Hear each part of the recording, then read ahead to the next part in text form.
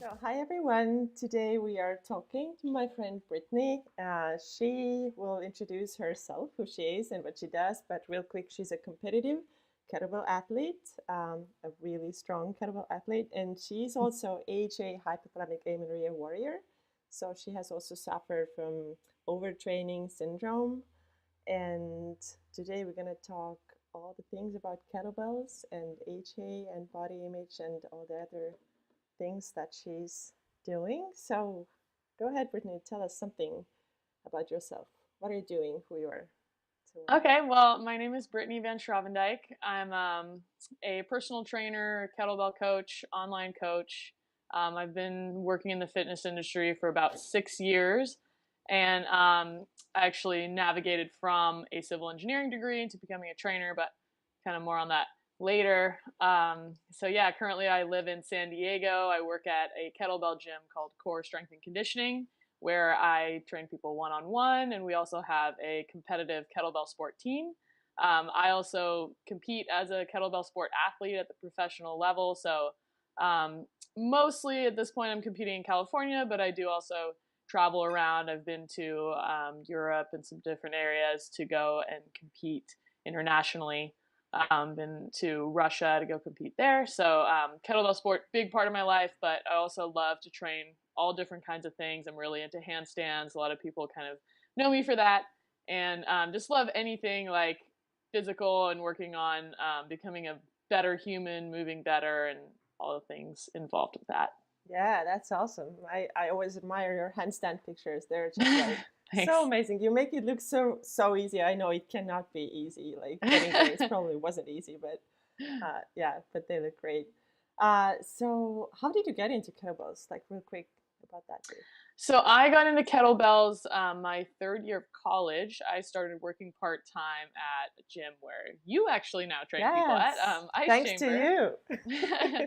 So I walked into that gym to get an internship, and I was just kind of looking for something to keep myself active and excited about training. And this seemed like a really cool opportunity. So I walked in there, and little did I know that I was walking into one of the best gyms in the U.S. for kettlebell sport training. So I walked in having no idea what a kettlebell was, and I left a few years later with kettlebell being like my entire life. Yeah. So suffice it to say that I had a great experience there, learning all about the competitive sport of kettlebell lifting and being inspired by the strong ladies that lift at the Ice Chamber. Right. No, this is super awesome. I think I found you first on YouTube because I was really into training with kettlebells, like the hard style. I did Mm-hmm. it just for fun, and then I was like, "What is this other thing, the kettlebell sport?" So I started googling it. You came up somehow, and so I was like, "Oh, this girl is doing some great things." So I contacted you and asked where I can do it, and she's like, "Where do you live?" And it came out that Ice Chamber is like 10 minutes from me. Oh my God, this is funny. So I actually never ended up lifting kettlebells because I just like shortly after that ended up with a wrist injury. But I took a class there, and then later the owner Steve reached out and asked, "Oh, I've been stalking you on Instagram. You're a personal trainer. Do you want to do a boot camp?" So that was kind of Oh, funny. Steve. Yes, I love that guy. I know he's really cool. So thanks to you, yes, I'm there right That's now. awesome. The world is so small. I know, and internet is great too. So that would not have happened without the internet. For sure. Yeah. Okay. So you train really a lot. You have always trained a lot, right? You were a track athlete before, I think so, right? Yeah, Um, in high school I trained track and field. So right. growing up, I was always active, but I didn't really play any sports. Yeah. I was really into horseback riding, so me and my older sister would do that all the time. But I have three siblings, and we would always, play games and hit a baseball around or play basketball, rollerblading, whatever it was. But Mm-hmm. I didn't really get into sports until high school. Actually, was a cheerleader my freshman year, which Oh yeah. some would argue isn't a sport or is or whatever. I don't really care. But then my second year or the summer after my first year, I got into track and field, which was a huge influence on me as well because I had an amazing coach, Mark Shields, and he was a big, huge like inspiration and mentor for me throughout high school and even into college. So Mm-hmm. that's when really my love for training hard began. I would say it was Mm-hmm. with track and field. What did you do? Were you a sprinter? I would guess. Yeah, I was a You were. sprinter, Okay. and then turns out like hurdles were kind of like my forte toward like in Really? my last year. But I honestly think that I probably would have been better at middle distance, but you know, I was kind of like needed on all the sprint events, so I Mm-hmm. never ended up really playing with seriously training for like an 800 meter. But seeing now my success with like kettlebell sport and something that's a little more based on endurance, I really Yes. think that I would have been better in that at that. I don't really have as much raw speed as a lot of other people do. Right. Right. No, that's super cool. I used to do track and field too, but always wanted to be a sprinter, but I just naturally don't have this speed. I just it Yeah. doesn't, and then ended up throwing javelin actually for several years. Oh, that's Yes, cool. so it's always cool to know about you too. I've heard that you did track and field, but I didn't know like much about it. So all right. Anyway, so where did your training get little? Where did it? When did it go a little too far? So I know that you at one point messed up your body a little bit. So what happened? Tell us about it. So I would say when I first started working at Ice Chamber and started getting into the fitness world and kind of, you know, thinking about being a fitness professional, I was so excited about training that I just wanted to, like, I wanted to take all the classes to learn all the different stuff and learn the kettlebell sport. And I was biking from campus because I live close to UC Berkeley campus where I was studying at the time to Ice Chamber. So I was not just was I like biking so like an hour and a half a day or more, but I was, you know, taking all these classes and then I was doing my own training at the gym at school and like just so many different things that um, I just thought were like fun. And it wasn't, I mean, I would say that I definitely had some I definitely had some thoughts about what I wanted my body to look like and how I wanted to stay in control of kind of like where my weight was at and things like that. But I think at first it started more as just like, oh, this is fun. Like I love to work out. I want to do it a lot. And I think as many people could agree with if they've been in similar situation that when you first start overtraining, it feels great. Like Mm-hmm. it doesn't feel bad at first, right? No. Because your Mm-hmm. body isn't in the overtrained state yet. So you're just like, oh, this is awesome. I can just work out like a ton and I feel amazing and I'm making all these gains. And then it isn't until later when, you know, you've kind of pushed yourself past that point, you start getting like, oh, I'm kind of tired today, but you know, I'm going to feel awesome at the end. So I'm going to do it anyway. And kind of getting into that habit and just keep pushing yourself because you're still searching for that same good feeling you had at the beginning, that it starts becoming, you know, like a bad thing and not actually feeling that good. Um, and I would say that probably, you know, I was also stuck on that I wanted to look a certain way, especially as I transitioned into, you know, from it just being a hobby to, oh, I want to do this as my profession and kind of feeling like, well, as a trainer, I have to be ripped. I have to have a six pack. I have to be as lean as I can get, you know, and that was kind of in my head. So, um, I'm not sure like when I realized that it was really like kind of a bad cycle to be in, because I think for a while I just kind of thought like I didn't really think of that. I didn't know that was a thing, sort of like overtraining yourself. But I think there came a point where, you know, I was just so like I would wake up and be so tired that I didn't feel like doing anything or I didn't feel like working out and it didn't seem fun anymore, that I started realizing that like, well, hey, this is not normal. You know, I'm like, I'm young, I'm in my early 20s, I shouldn't be feeling so low energy.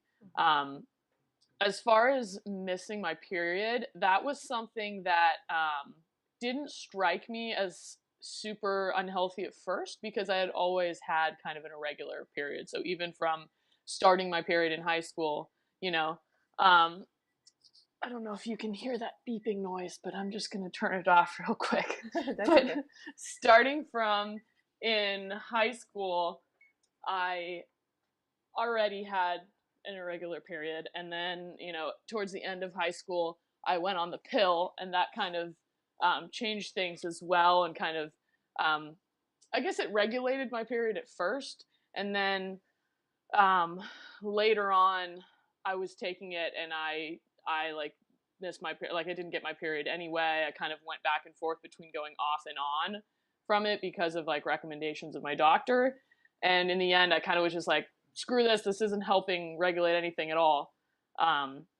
So I'd kind of already struggled with that before I'd ever overtrained. So I think I didn't really see that missing my period as like, oh, I'm overtraining. So that didn't come until a little bit later when I was like, that also is not a marker of health if I don't have my period. Mm-hmm. Yeah. Wait, so are you saying that when you were on the pill, so there came a moment where you didn't get your period even on the pill?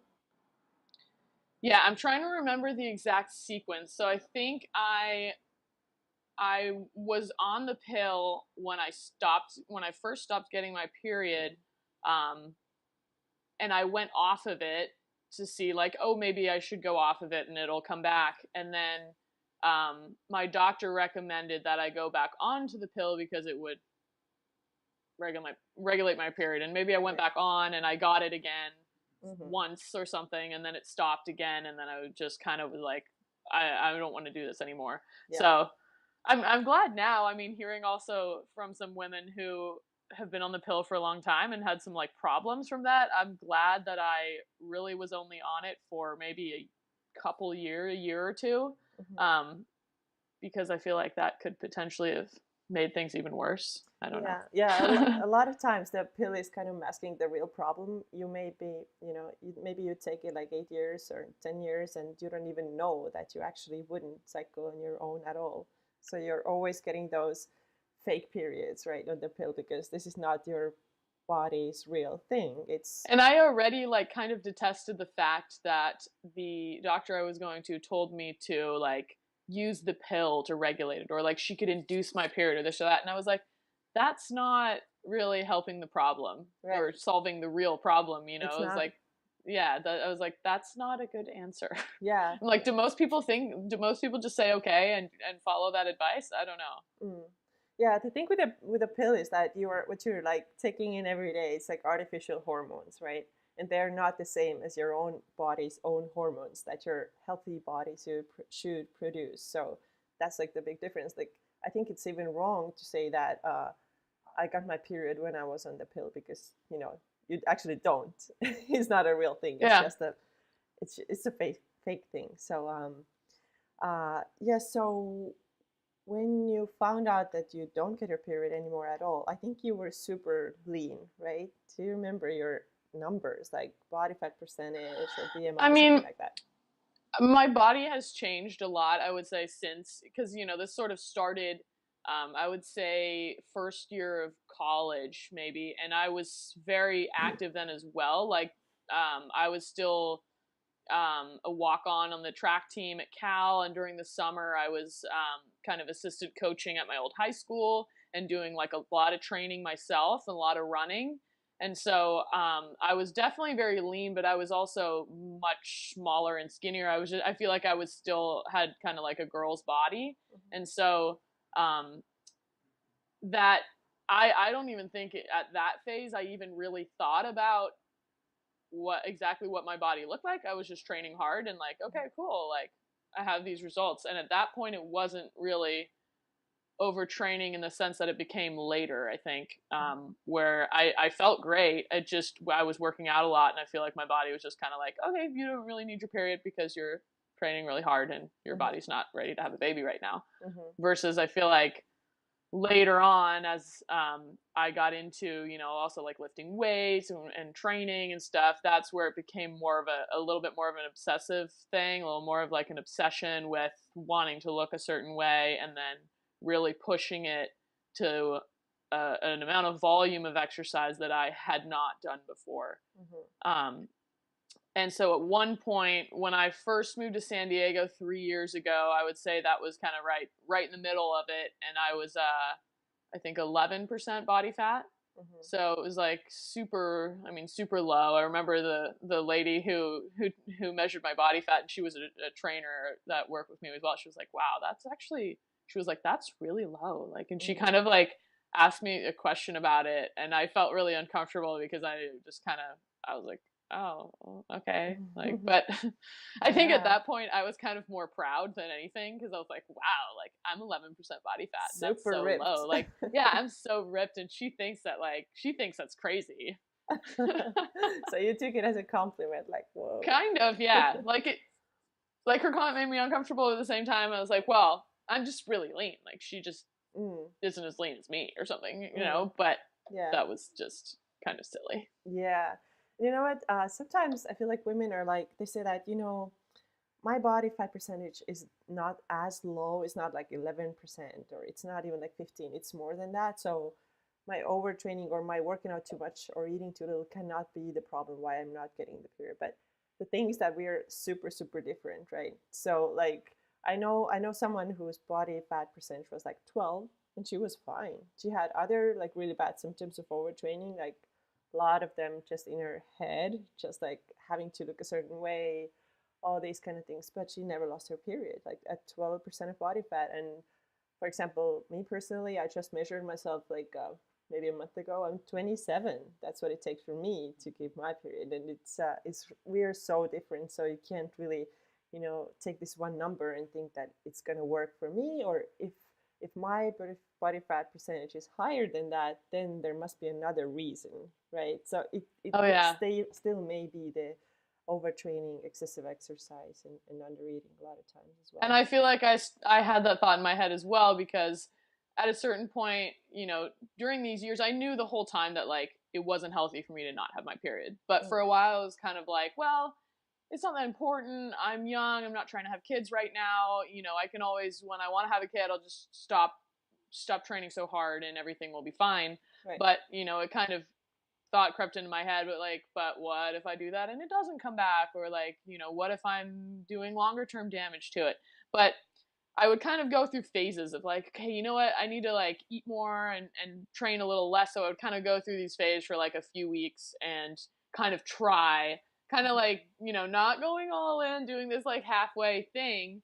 And so my body fat, I would say, was got up a little higher, especially I think once I moved here in San Diego. It's kind of when I like wanted to make a change, but was kind of like halfway in for a while. So my body fat went up higher. I did gain some weight, and then I still wouldn't have my period. So I would kind of tell myself that same thing, like, well, that's not the reason. Then, like, I'm just Mhm. getting fatter and I'm not getting my period, type of thought that was just going in my head, right?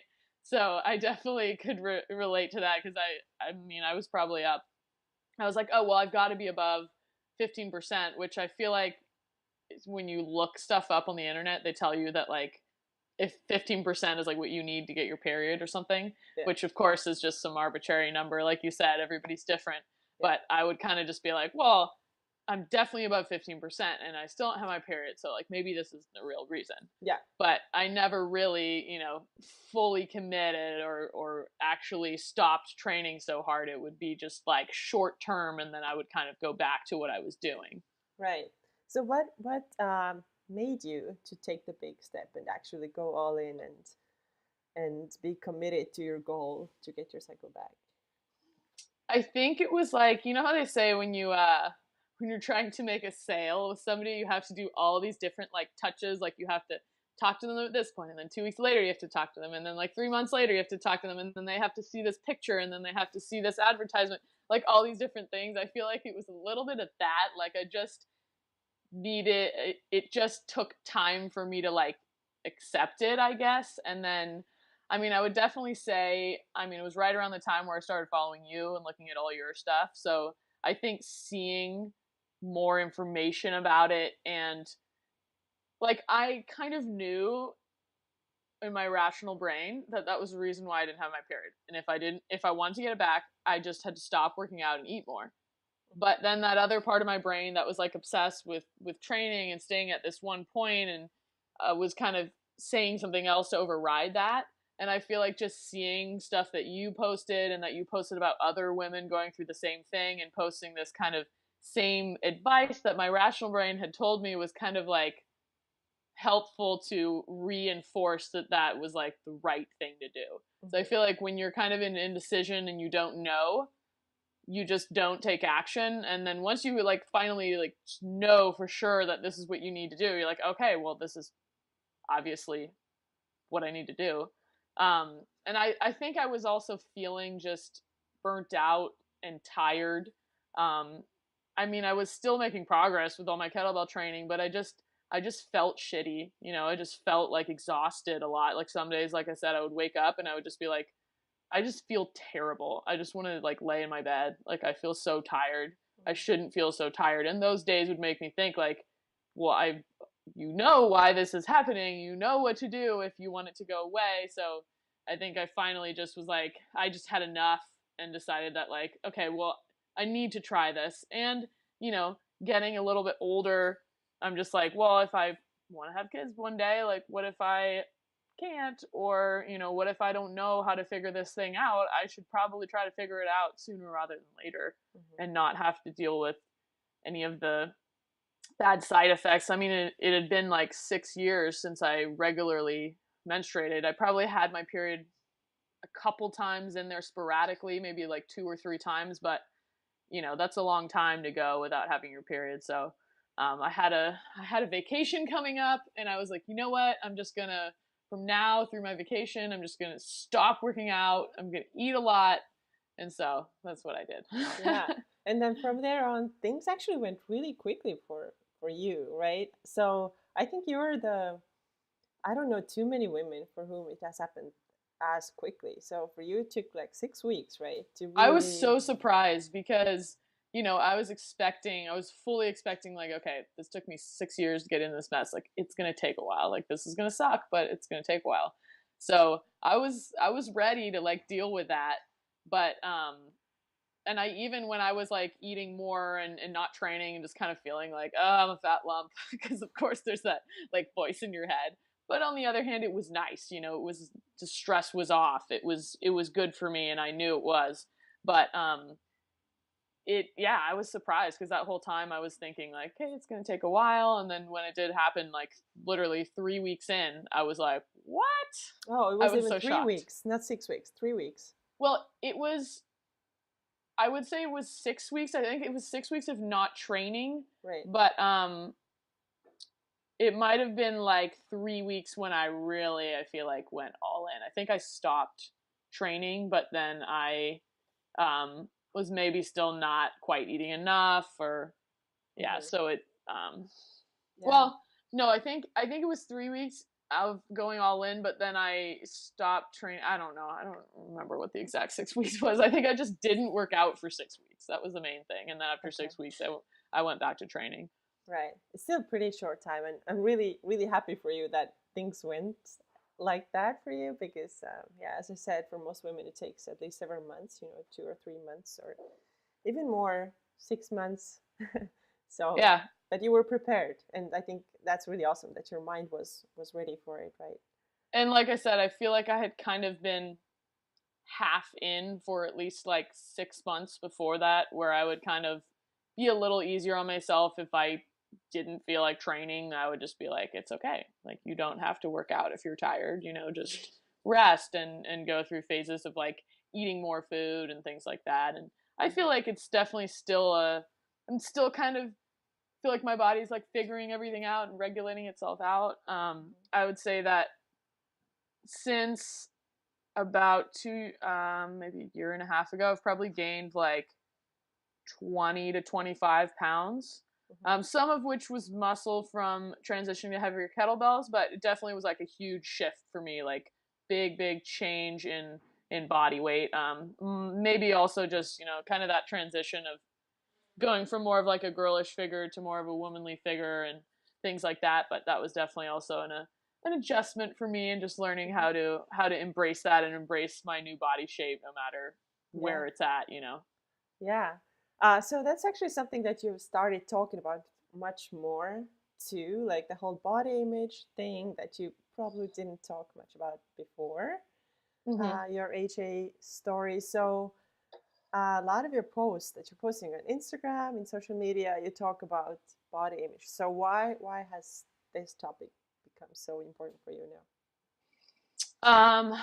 I think it became very clear to me how prevalent this issue was, both from a lot of things that like you were posting. Again, I was definitely inspired by you to share my story, because I remember I told you at first I was kind of like, I feel like it's kind of too personal for me to share. I don't know if people really care, want to hear about that. But when I started kind of seeing that it's actually very common, and how little knowledge is even out there about HA, which is why it's so great. Everything that you're opening the discussion for is so helpful, because it's hard to find anything about it. It makes you kind of feel like you're the only one going through this and you don't know who to talk to or turn to relate to about it, which would be why I initially shared it. And then from there, I got a great response to it, and I kind of was like, well, I also feel like along with this, there's also this whole business, fitness industry business that's promoting things that are just so outdated and unhealthy, frankly, that I think there needs to be more people just talking about, just normalizing like the actual way that things are, and talking about, the issues that other people don't want to talk about, because it's not just your happy moments then on Instagram or whatever, which is kind of the main thing that people share. And I just felt like, hey, if I can help one person by posting something like that that's relatable to them, then I feel like it's worth it. And I feel like, I go back and forth between loving and hating social media, but the part that I love about it is being able to reach out to a lot of people. And for me, I want it to be an authentic expression of who I am. And I feel like if I don't share that kind of thing, then it's not truly an authentic expression, because it's something that I deal with day to day life, and probably many other women as well. Yeah, I think it's great. And, people want to see real life and real people, and not like, all the pictures that are taken with the perfect makeup on and the perfect light and all this stuff, because this is not how most of us are in our everyday life, right? So I think people appreciate it, and that's what I've seen. Like, thank you. This looks so normal, right? Yeah. Yeah. And I just feel like as I've gotten older and going through life, you just realize how many people are held back by their own insecurity or social anxieties. And I just feel like that's such a shame.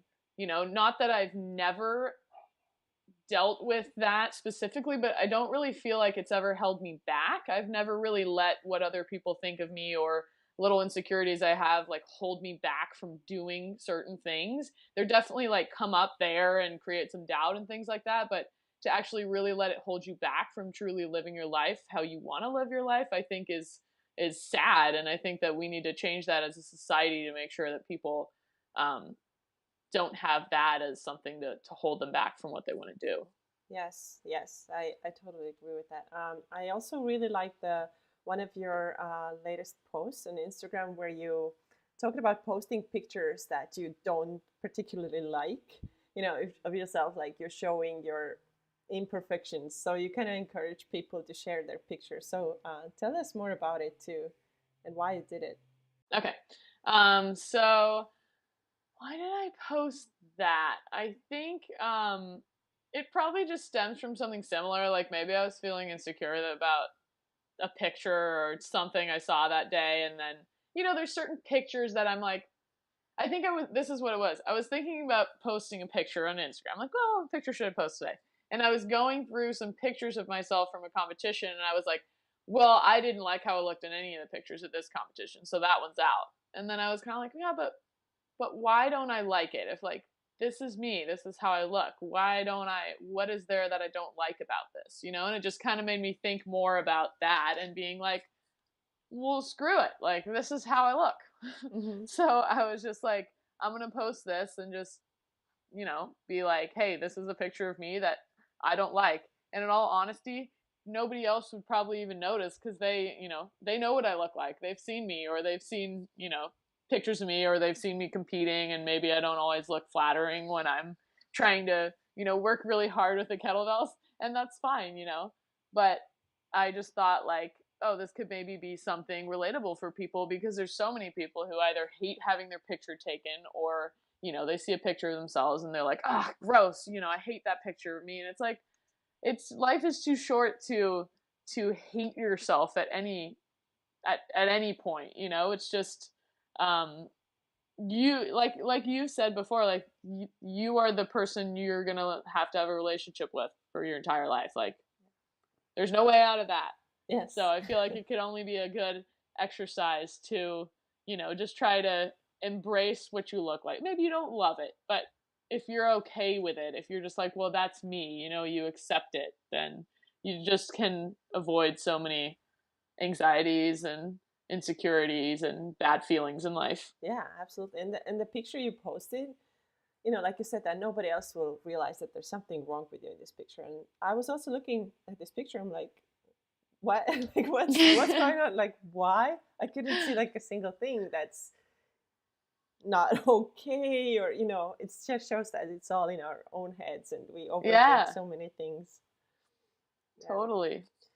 I was really inspired by this post, by the way, and I was like, I'm going to do it too. Just yesterday, I got back like a bunch of pictures taken for me. I had my first photo shoot. Ooh, and nice. yeah, and there were a lot of pictures that, you know, they're like, okay, that's fine. And then there are pictures like, you know, there's my stomach rolls, and, you know, the first thought is like, I don't want to post it anywhere. And then I thought about your post, and I'm like, no, you know what? I am going to post them, because whatever, like, people want to see reality, I think. And if somebody doesn't like the way I look like, then, you know, bye, that's fine. You can go and follow people who have, I mean, perfect looks bodies. are so fleeting. It's so funny how much of our world we judge based on looks, and when in reality it's like, who cares? Mm-hmm. Like, what you look like is so unimportant compared to like who you are as a person and what you have to offer to the world, and what, you know, just your I just like the idea that like you're born perfect just the way you are, and what you look like really shouldn't play such a big role in everything. You know, it's so much more important that you're a kind, caring person, you know. Yeah, exactly. That's yeah. And also a lot of, I feel like now, me too, after gaining, I don't know how much, because I haven't weighed myself in a long time, but I think, you know, a lot of weight. But the pressure is kind of gone, right? I didn't realize before how much I cared about looking a certain way, but now I'm like, you know, I just can't look that way that I wanted to look, because then my health will suffer. And so what do I do now? I could just like sit here and cry about it, or I can just accept it and actually feel, you know, how good I'm feeling right now, that I'm finally like rested, which I never was before. I finally have this energy that I never had before. So should I really spend my time on worrying about, you know, the things that I lost, which was basically the leanness, right? And there's so many other things to focus on, you know, just other things going on in your life. I think that's the thing, when you become so obsessive about that, it leaves very little headspace to even like focus or think about other things. Like that's your entire focus of like every day, you're just worrying about that, versus you could take all that energy and all that thought time and put it into something that's actually meaningful to you and to other people. Yes, absolutely. I also wanted to talk a little bit about how you got back to training, because what I see you doing right now, to me, looks like a lot of stuff. I'm getting tired of, you know, just even seeing how much you work out and all the heavy kettlebells you lift and all the handstands you do, plus you hike and you run. And so it seems that your body has been really fine with coming back. I know it doesn't go as well for many other women. So I know one thing is, of course, we're all different, like we always say, but do you think there's something that has made it possible for you? Yeah, it's a good question. I mean, I mean, movement and activity is like my life, you know, so I just, more than anything with how I look from it, it's just, I just love it. I love the feeling. I love, you know, practicing a skill. I love just training with other people and building relationship through that. Like, so for me, I always knew that like, well, I'm going to go back to being super active because it's what I love. Like, that's how I live my life. But I think I definitely started out like when I came back to training after taking 6 weeks off, I was going super light. I was only training, 3 times a week and not for very long, probably an hour, hour and a half, which is much less than I would normally train. And so I definitely was more careful about it and made sure that I was eating a lot. I think one of the things that I talked about before, I feel like I eat way more fat than I used to eat, especially just knowing that like, okay, I need to get more calories in, even if I feel fine. Like if I feel fine with what I ate, I need to make sure that I'm eating enough, and fat is like an easy way to get a lot of calories without thinking about it. Mm-hmm. So I think I've definitely tried to be more conscious about that.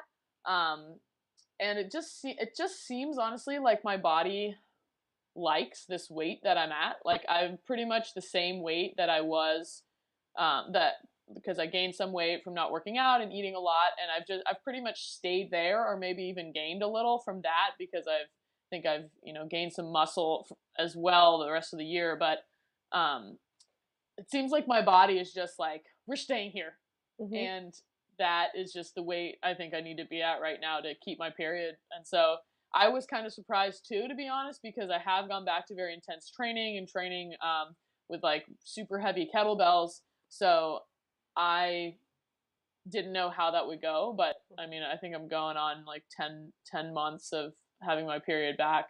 So far, so good. If I figure out exactly what it is, I'll let you know. Yes, that would be great, because that's something that I am struggling with. I also try to get back to working out, and it has not been as smooth for me, because yeah, you have to know your signs. You have to know your body. Like my sign is that I lose my sleep when I do a little too much, and this is just, some people, their cortisol levels after working out, they don't come down the way they should be coming down. And I think Yeah. I might be one of them who gets this like random spike in the middle of the night when I work out. So it's really interesting, Yeah. because I haven't actually heard from many other people who have the same problem. Or it may be one of those things that we just don't talk too much, like the whole HA thing, because Yeah. it's, for me, it was so frustrating when I was struggling with my sleep. All the advice you get on the internet is like, oh, exercise more. Exercising gives you a good sleep. And I was like, okay, this is all I'm doing. And I'm Yeah. still not sleeping, but that was the problem for me, right? So there's no one solution for everybody. Yeah. And sleep was never something that was really a problem for me. So I Oh didn't yeah. really ever feel like I wasn't able to sleep. I slept well. So I think, maybe that contributes as well, just to, because I am able to sleep well despite training hard, that helps me get the cortisol levels back down. Right. I'm also just kind of like a pretty like low stress person. Like at a certain point in my life, I remember just like deciding that I wasn't going to stress out about stuff, and just being like, I'm just not going to stress out. Like, I don't want to live my life stressed out. So I just don't really stress out about things. Good. Do you have a course about that? I'd like to buy your course idea. If you have one. Here's my course. Tell yourself you're not going to stress out anymore, and then don't. Got it. Putting into practice starting today. Yeah. Very good. All right. This has been awesome. Actually, there's one interesting thing about you. I don't know if a lot of people know. Well, you mentioned really briefly before your big career change. So I think this is also one of the things, our jobs, that can stress us out a lot. So you have made a really awesome career change in your life. Tell us about that too. Well, I don't know if I could call it like a career change, because I never really officially worked in my area of study, but I studied civil engineering at UC Berkeley, and kind of just went into that area of study because I didn't know what I wanted to do. I mean, when you're 18 years old, how do you really know what you want to do? And I was like, okay, I'm going to study engineering because I'm really smart, and that seems like a challenging, thing to study that I can make a lot of money off of. And that was kind of the only reasoning I gave myself. And so I went into school and took all these super challenging courses, and knowing the first 2 years were going to be super tough, and thinking, well, once I get to like my course study, it'll be better, it'll be more interesting and more fun. when I got there. Some of it was definitely interesting, but I just didn't feel any like passion for what I was studying. And just, going through like my third year and seeing other people be really excited about potential jobs. And for me, the end of college was looming like a prison sentence. And I was like, I do not want to do this. And I do not want to sit at a desk and stare at a computer for 9 hours a day. I feel like that's selling my soul. So, at this time, I also had my part-time job at the gym, which I just loved. And, in my head, I was just like, this is what I want to just do all day long. It's so fun. But the other part of my brain was telling me that like that wasn't allowed. That wasn't real. That wasn't possible. That wasn't a viable like career option. Um, and nobody told me that. Nobody in my family or nobody said that you can't do that or that's a terrible career or anything like that. But I think I definitely felt like I thought it wouldn't be really accepted by other people in my life, which was totally in my own head. But that was kind of definitely a struggle for me. And I finally ended up deciding to finish my degree, but the owners at Ice Chamber actually offered me a full-time job when I graduated because they knew I was struggling with that. And I was just like, yes, that's exactly what I want to do. I just want to be at Ice Chamber all day. So, I just kind of decided to say screw it to what anybody else would think and just realize that like, my life is my life to live. Nobody else has to live with the choices that I make. So I really shouldn't decide for what I think someone else is going to think of me for this. So I decided to just do it and see where it would take me. And so far so good. I mean, I wouldn't say I'm rich like I thought I would be in high school and I was thinking of my future, but I've realized that's really not my end goal. So for me, I've really loved, what I've been doing the past 4 years, and to me it's totally worth it because if you're passionate about something and you do that as your job, I feel like you don't really work because you love it. Yeah, that's absolutely true. I totally agree with all that. And I think work is one of those things that can be a really big stressor if you don't like it. Yeah. A lot of other things in your life can be wrong too, and just because of that, I've been in this situation myself too. I did something that I didn't like. I was in a really wrong relationship. Like many big things, like really big things, were wrong. And so actually working out as much as I did back, like, I don't know, 5 or 6 years ago, it was also partly the reason, like the big stress. I was trying to escape from that and work out a lot because that was the only way where I felt like I'm actually, I can get a little break from all the trouble that I have in my life and all the bad decisions that I've made. But you cannot like run away from these big things. You just have to deal with the exact reasons that are stressing you out. Well, that's the hard thing. Like you said, so many people advocate exercise as a stress relief. So, and of course it can be, and it is, but at a certain point it can turn from a stress reliever into a stress. Yes. Because if you, like anything, moderation is so key. If you overdo anything, it becomes bad for you. Yes, absolutely. I agree. So right now you work at Core, so you also offer online training, is that right? Yeah, so I do online training for, most people reach out to me about Kettlebell Sport specifically, but I do online training for, just kettlebell training in general, just general fitness, strength training, handstand stuff, whatever kind of people's goals are. Okay, so if somebody wants to train with you, how can they find out more of what you do and how they can contact you? They can check out my website, kbfitbrit.com. They can shoot me an email at info@kbfitbrit, or, check out my Instagram or shoot me a message there at kbfitbrit. All right. Sounds good. So is there anything else that I didn't ask but you would like to add before we wrap it up? I think, I definitely think that, as if someone has struggled with HA or overtraining, it's so important to definitely find that way away from being obsessed with exercise and maybe taking it out altogether. But I do think, you know, movement is so beneficial in our lives, but it's so important to find something that feels like fun to you and is not a stress, you know? So, you know, when coming back to exercise, I feel like it's important to remember that, like, you don't have to think about it as a punishment or as a way to get your body to look this certain way. Like, just enjoy movement for the movement itself, because it feels good, because it's something, you know, empowering you can do with your body. And it doesn't have to be going to a gym either. You know, I think people need to find what they really truly enjoy doing. Because if you're slogging away hours on a treadmill and you hate it, you're wasting your life, right? You're wasting your time. So you should find something, whether it's, you know, low intensity exercise, that's fine too. It could just be going on a short walk every day. I really don't think it needs to be, you know, as much as I love the gym, you know, I realize that not for everybody is that going to be, you know, the exercise that they love. Yeah, totally.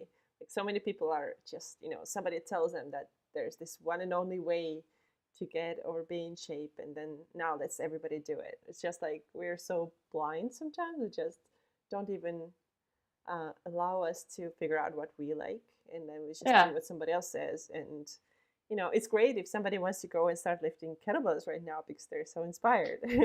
That's great. But if they don't like it, maybe they want to do something else. Just find what you like and do that. And yes, I think moderation. And the human body is so amazingly adaptable in so many ways, whether it's with regards to movement or with regards to, you know, being in recovery from HA or whatever other things you struggle with. I feel like people just get out of tune of listening to their body. You know, your body wants to be like healthy and efficient, and it will go there if you let it. And I think we just overthink a lot of times. If you don't stress out about what your body looks like, I feel like it becomes easier to to go in the direction of where you want to be. Right. All right. I think this is a really good way to finish this conversation today. So thank you so much for coming on, and make sure everybody to go check out Brittany's Instagram and also YouTube videos. And thank you so much for having me. Like I said, you've been a big inspiration to me. So I really appreciate you reaching out and setting this up. All right. Cool. Okay. I hope I'll talk to you again. Yeah. All right. Thank you. Bye-bye. Bye.